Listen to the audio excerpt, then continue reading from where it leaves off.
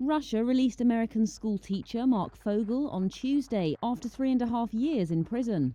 His release followed an unannounced visit to Moscow by US Special Envoy Steve Witkoff.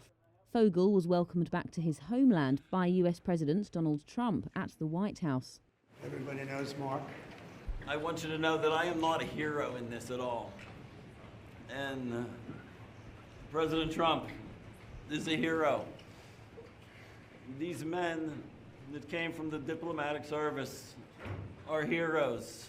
I also should make mention that President Putin was very generous and statesmanlike in granting me a pardon.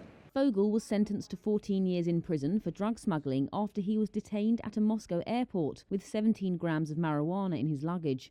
A member of his legal team said that the marijuana had been medically prescribed in Pennsylvania, where it is legal. His release comes as Trump seeks to improve relations with Moscow. Trump has promised to end the war in Ukraine, but has not yet shared how he plans to do so. The Kremlin said on Wednesday that a Russian citizen was freed from a US prison in exchange and that their name would be released in the coming days.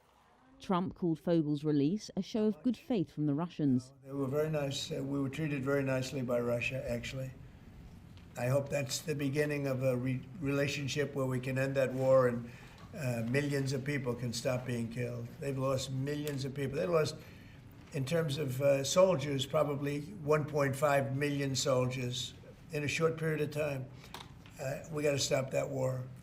Fogel's lawyer, Martin DeLuca, told Reuters in a Tuesday interview that after Donald Trump was elected, quote, something seems to have changed in negotiations for his release. But that is a testament to doing things differently and really making us wonder, does it really need to be so hard?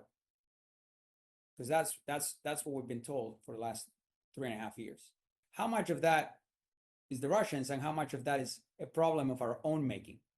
Previously, Fogel had not been designated as wrongfully detained, which opens up more diplomatic channels to negotiate a release. He was also left out of a historic prisoner swap last year that involved 24 prisoners, 16 sent from Russia to the West and 8 sent the opposite way.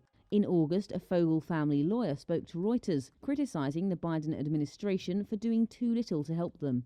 The State Department at the time said that Washington had repeatedly called for Fogel's release and would continue to advocate for him, and declined further comment.